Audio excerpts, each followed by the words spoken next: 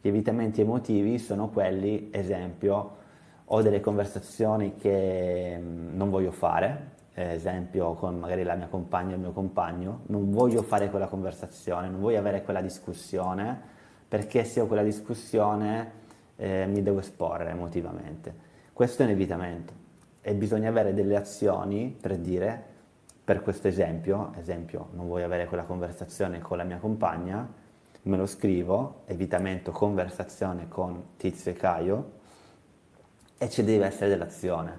E l'azione è quello di, se posso, avere quella conversazione perché mi toglie pressione, oppure magari parlarne con qualcun altro, un terapista, un amico, di quell'evitamento che ho, così ne prendiamo sempre più consapevolezza.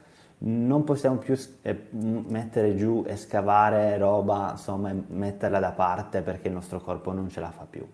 Se siete arrivati qui nel mio canale è molto probabilmente perché il vostro corpo non ce la fa più a reprimere. Siete stati bravissimi e siamo stati bravissimi a reprimere, ora è finita, cioè questa parte qui deve finire.